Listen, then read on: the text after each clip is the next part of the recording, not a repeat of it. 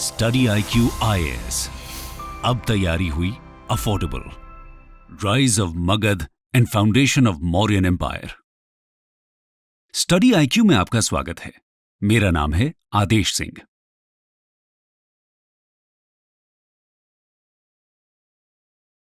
दोस्तों, आज हम उस रीजन की बात करने वाले हैं जहां एंशिएंट इंडिया का पहला एम्पायर फॉर्म होता है। जी हां, हम जानेंगे कि कैसे मगध का राइज होता है एक महाजनपद से एम्पायर तक। इसी बीच हम बात करेंगे अलेक्जेंडर के फेमस इन्वेजन की और फाइनली बढ़ेंगे मौर्यन एम्पायर के फाउंडेशन की तरफ। आइए शुरू करते हैं सबसे पहले मगध की जियोग्राफी से। Geography of Magadh. मगध 16 महाजनपदों में से एक था। ये आज के बिहार स्टेट के पटना, गया, नालंदा और शाहबाद डिस्ट्रिक्ट्स को कवर करता था। इसके साउथ वेस्ट में अवंती था, नॉर्थ वेस्ट में कोसाल और नॉर्थ में वज्जी कन्फेडरेसी। इसकी अर्ली कैपिटल थी राजगृह, जो बाद में शिफ्ट होकर बनती है पाटलिपुत्र। ये एरिया फर्टाइल सॉइल और रिच आयरन माइंस का सोर्स था। अब जानते हैं मगध की पॉलिटिकल हिस्ट्री के बारे में। Political history of Magadh. Magadh का पहला इंपॉर्टेंट रूलर माना जाता है बिंबिसार को, जो कि बुद्ध के कंटेम्पररी थे। बिंबिसार हरियंक डायनेस्टी को बिलोंग करते थे। ये 52 इयर्स तक मगध के राजा रहते हैं, रफली from 544 BC to 492 BC। Bimbisara Magadh की टेरिटरी को बढ़ाते हैं through marriage alliances and war. Kosala की प्रिंसेस के साथ मैरिज करने पर इनको काशी का कुछ पार्ट डाउरी में मिलता है। वहीं अंगा को वॉर में जीत लिया जाता है। साथ ही वैशाली की लिच्छवी प्रिंसेस के साथ शादी करने से मगध की डिप्लोमैटिक पावर बढ़ती है।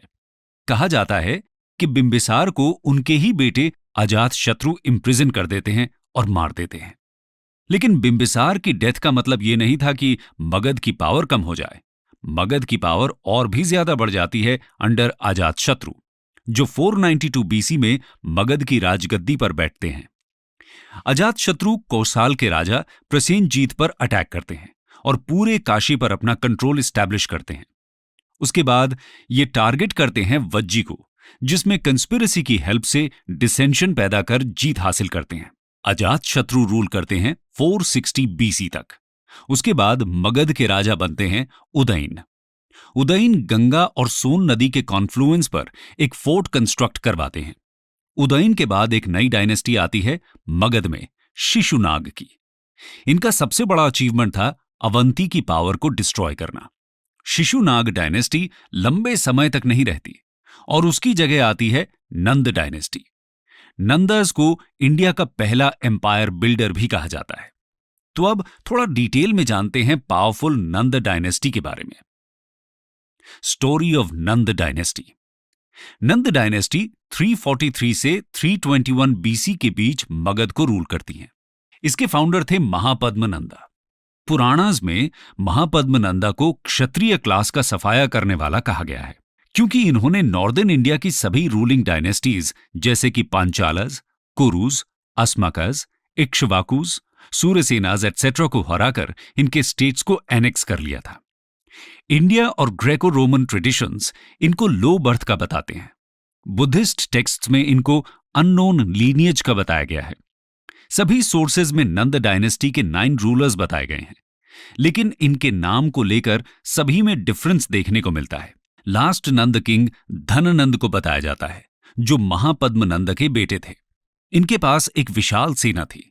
ग्रीक सोर्सेज के अकॉर्डिंग नंद की सेना में 20,000 कैवलरी, 2 लाख इन्फेंट्री, 2,000 चैरियट्स और 3,000 एलिफेंट्स थे। महापद्मनंद कलिंग को भी कॉन्कर कर लेते हैं। लास्ट नंद रूलर धननंद के टाइम में ही अलेक्जेंडर का इन्वेजन इंडिया पर होता है। लेकिन अलेक्जेंडर की आर्मी ईस्ट में मगध की सेना का सामना करने के लिए आगे नहीं बढ़ती, इसलिए अलेक्जेंडर और धननंद कभी आमने सामने नहीं आते। लेकिन धननंद अपने असभ्य स्वभाव और शोषणकारी टैक्स पॉलिसीज की वजह से अनपॉपुलर बन जाते हैं और मगध की प्रजा उनके खिलाफ जाकर चंद्रगुप्त मौर्य की हेल्प करती है मगध का राजा बनने में। चंद्रगुप्त मौर्य धननंद को हराकर 321 BC में मौर्यन डायनेस्टी की शुरुआत करते हैं, जिसकी बात हम आगे डिटेल में करेंगे। तो दोस्तों, मगध के राइज को तो हमने जान लिया। अब आइए समझते हैं कि ऐसे क्या रीजंस थे कि 16 महाजनपदास में से मगध ही एक एम्पायर फॉर्म करने में सक्सेसफुल होता है। Causes of Magadh's success. Magadh की सक्सेस के पीछे बहुत सारे फैक्टर्स थे। जैसे एक रीजन था एम्बिशियस और काबिल रूलर्स का होना, चाहे वो बिंबिसार हो या महापद्मनंदा। ये सभी रूलर्स मगध की पावर बढ़ाने के लिए पैशनेट थे। दूसरा फैक्टर था मगध की जियोग्राफिकल लोकेशन। यहां पे रिच आयरन माइंस थी, जिससे मगध के रूलर्स को वेपन्स की इजी सप्लाई पॉसिबल थी। मगध का रीजन फर्टाइल एरिया था, इसलिए यहां पे एग्रीकल्चरल सरप्लस भी ज्यादा अटेन होता था, जो रूलर्स इजीली टैक्स के फॉर्म में कलेक्ट कर सकते थे। इस रीजन में एलिफेंट की भी अबंडेंट सप्लाई थी, जो हेल्प करती है एक पावरफुल आर्मी बनाने में। इसके अलावा मगध की कैपिटल्स का स्ट्रेटेजिक पॉइंट पर होना भी एक फैक्टर था उनकी सक्सेस का। पहली कैपिटल राजगीर 5 हिल्स से सराउंडेड थी, इससे उस पर कॉन्क्वेस्ट करना मुश्किल था। दूसरी कैपिटल पाटलिपुत्र बहुत सी रिवर्स जैसे कि गंगा, गंडक, सोन और पुनपुन के कॉन्फ्लुएंस पर थी, इसलिए उसको वाटर फ्रंट या जलदुर्ग भी कहा जाता था। इसको भी कैप्चर करना इजी नहीं था। ये रिवर्स ट्रांसपोर्ट का इजी मीडियम भी थी, जिससे ट्रेड बढ़ता है, जैसे कि गंगा के रास्ते वाराणसी, कौसाम्बी जैसी सिटीज के साथ ट्रेड होता था। इसके अलावा मगध के रूलर्स को मेटालिक मनी के बढ़ते यूसेज और टाउन्स के डेवलपमेंट का भी फायदा पहुंचता है, क्योंकि ट्रेड और कॉमर्स के डेवलपमेंट पर वो टोल टैक्स कलेक्ट कर सकते थे। ये टैक्सेस हेल्प करते हैं एक विशाल आर्मी को मेंटेन करने में।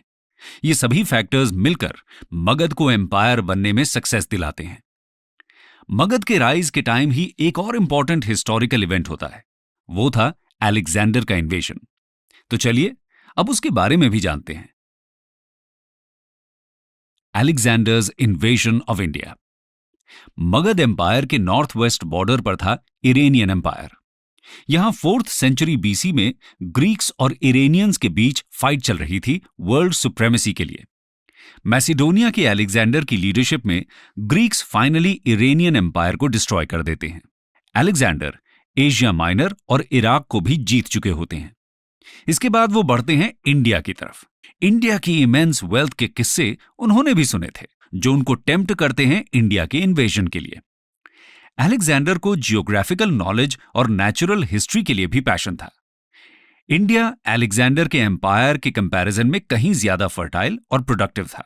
यह भी एक रीजन था उनके इंडिया इन्वेजन का। नॉर्थ वेस्ट इंडिया की पॉलिटिकल कंडीशन भी अलेक्जेंडर के प्लान को सूट कर रही थी, क्योंकि ये एरिया बहुत सी इंडिपेंडेंट मोनार्कीज और ट्राइबल रिपब्लिक्स के बीच डिवाइडेड था। अलेक्जेंडर के लिए इन्हें एक एक करके जीतना आसान था। अलेक्जेंडर काबुल से खाइबर पास के रास्ते 326 बीसी में इंडिया आते हैं। उनको 5 महीने लगते हैं इंडस रिवर तक पहुंचने में। अंभी, जो तक्षशिला के रूलर थे, अलेक्जेंडर के सामने सरेंडर कर देते हैं और बहुत सारे गिफ्ट्स अलेक्जेंडर को देते हैं। इसके बाद अलेक्जेंडर जब झेलम पहुंचते हैं, तब उनका सामना होता है पोरस से। पोरस किंगडम ऑफ अभिसार के राजा थे। पोरस और अलेक्जेंडर के बीच होता है बैटल ऑफ हाइडेस्पिस। अलेक्जेंडर पोरस को हरा तो देते हैं, लेकिन पोरस की बहादुरी और साहस से काफी इंप्रेस होते हैं, इसलिए वो पोरस को उनका किंगडम वापस कर उनको अपना एलाय बना लेते हैं। उसके बाद वो ब्यास तक आगे बढ़ते हैं। अलेक्जेंडर तो और भी आगे जाना चाहता था, लेकिन उनकी आर्मी आगे बढ़ने से मना कर देती है। ग्रीक सोल्जर्स 10 साल से लगातार युद्ध करके परेशान हो चुके थे। इंडिया का हॉट क्लाइमेट भी उन्हें पसंद नहीं आ रहा था और अब वो बस घर वापस जाना चाहते थे। उन्होंने मगध की स्ट्रांग आर्मी के बारे में भी सुना था और वो उसका सामना नहीं करना चाहते थे, इसलिए अलेक्जेंडर के बार बार कहने पर भी वो नहीं मानते हैं।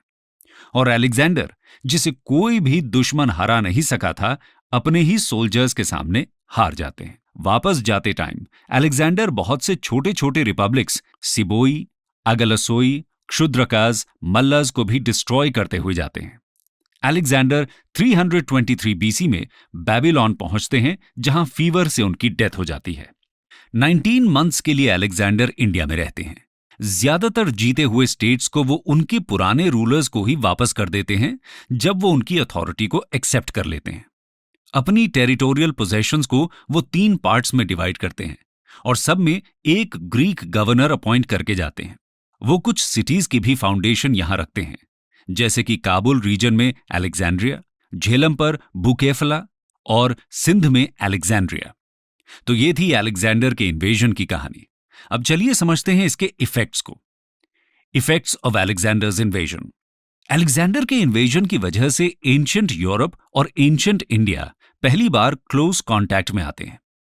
इस इन्वेजन से 4 नए लैंड और सी रूट्स खुलते हैं इंडिया और ग्रीस के बीच। इससे ग्रीक मर्चेंट्स और क्राफ्ट्समैन का इंडिया में आना बढ़ता है और ट्रेड फैसिलिटीज और भी ज्यादा बढ़ जाती हैं। अलेक्जेंडर ने जो सिटीज फाउंड की थी इंडिया में, जैसे कि बुकेफला, अलेक्जेंड्रिया एटसेट्रा, वहां लार्ज नंबर में ग्रीक लोग सेटल होते हैं। अलेक्जेंडर पहली बार ओशन देखते हैं at the mouth of the Indus. उनको इसकी ज्योग्राफी जानने में डीप इंटरेस्ट था, इसलिए वो अपने एक नेवल ऑफिसर नियाकस की लीडरशिप में एक फ्लीट भेजते हैं to explore the coast. Greek historians ने अलेक्जेंडर के कैंपेन्स के क्लियरली डेटेड रिकॉर्ड्स भी दिए हैं।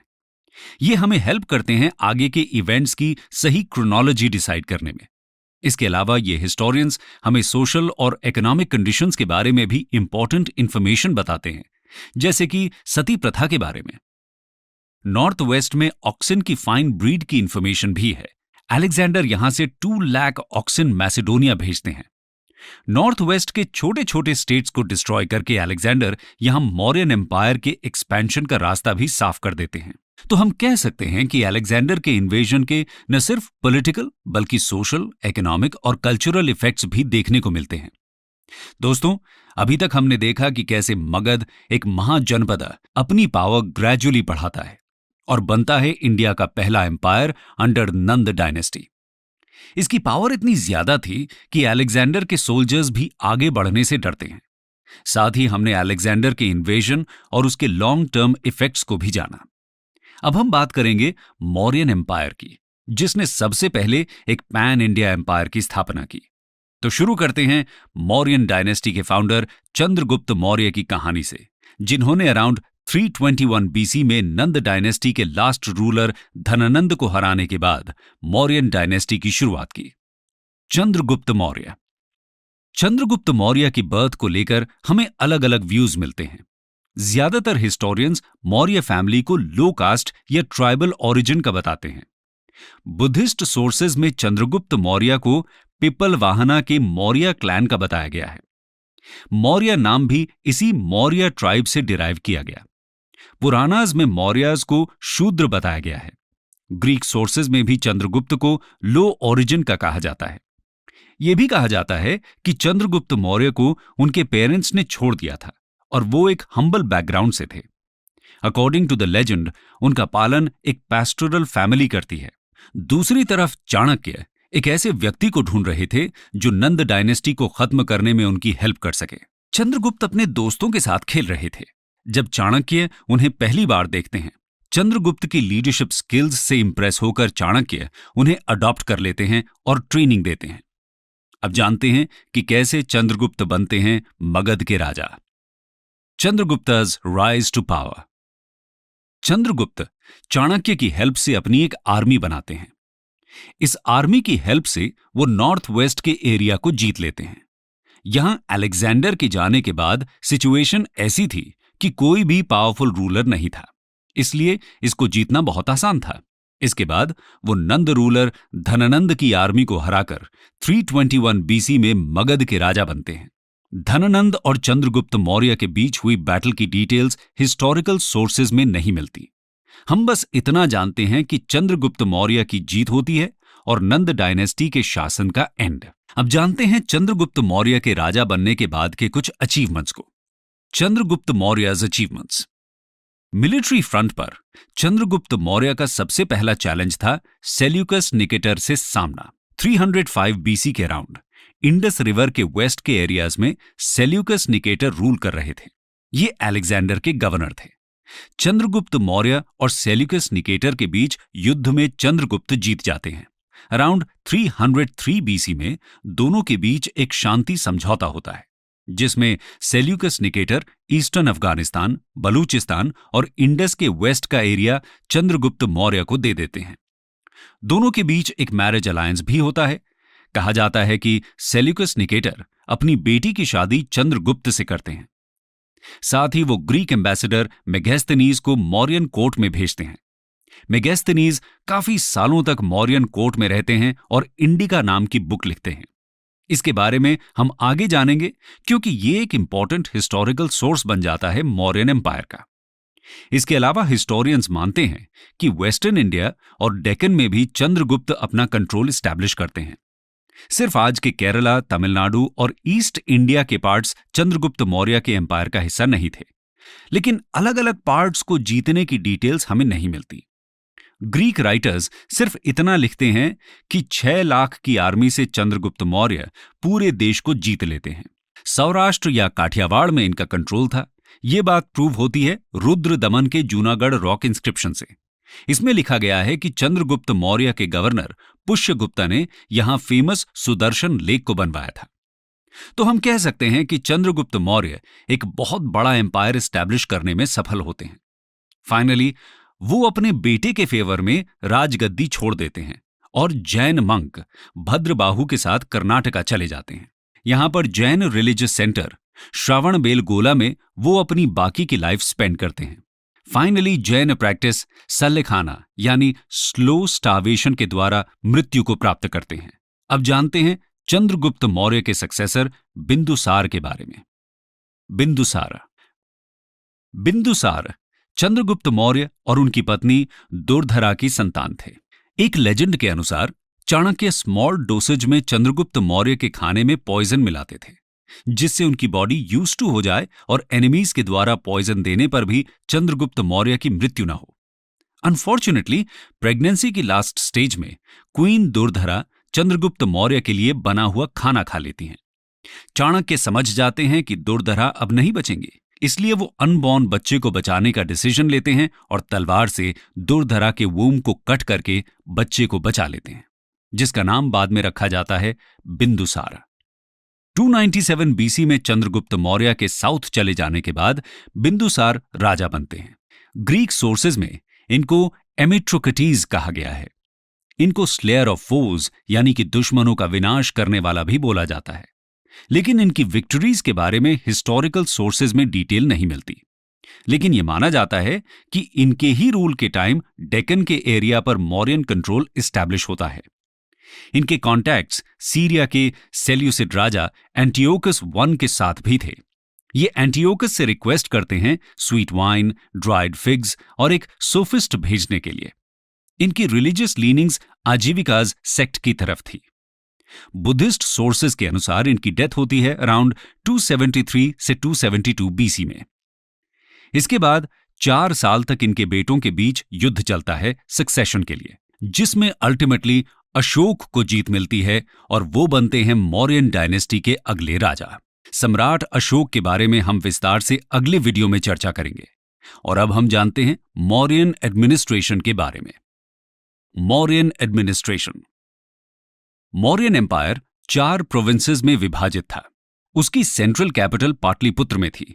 4 प्रोविंशियल कैपिटल्स थीं, तोसाली, उज्जैन, सुवर्णगिरी और Takshashila.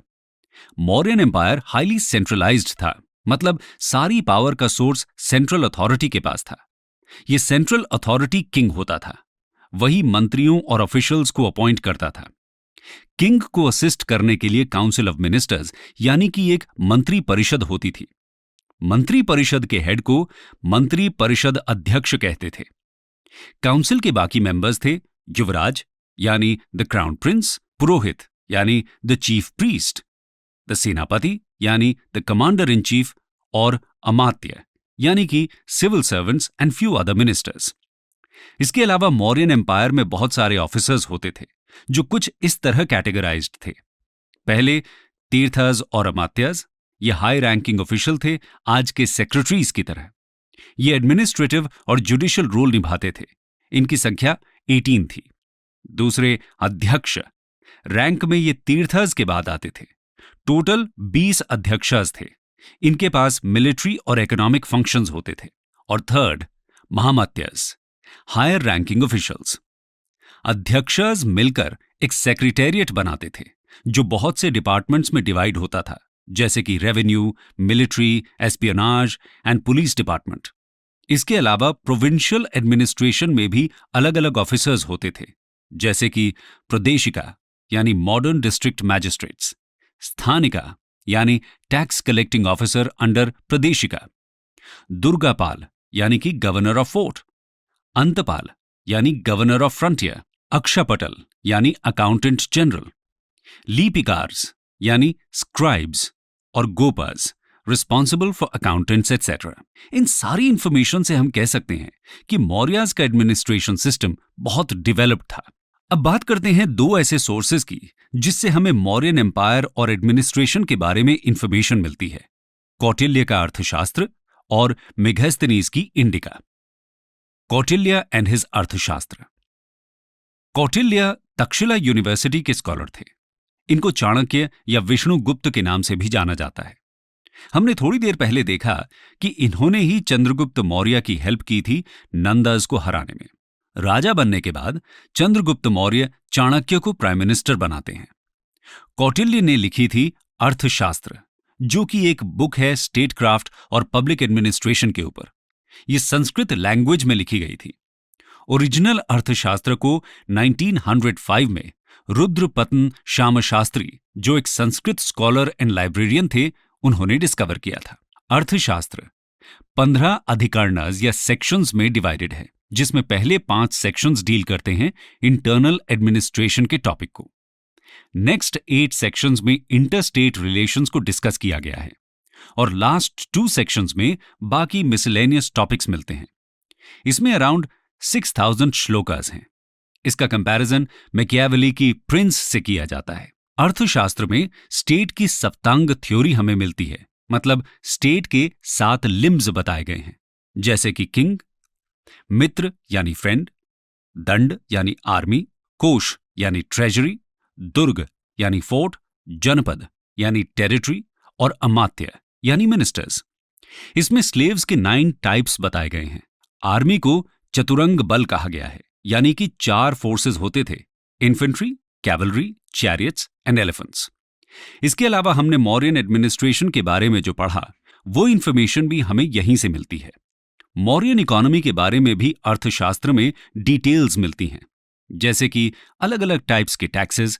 For example, land revenue यानी कि भाग 1/6 ऑफ प्रोड्यूस होता था।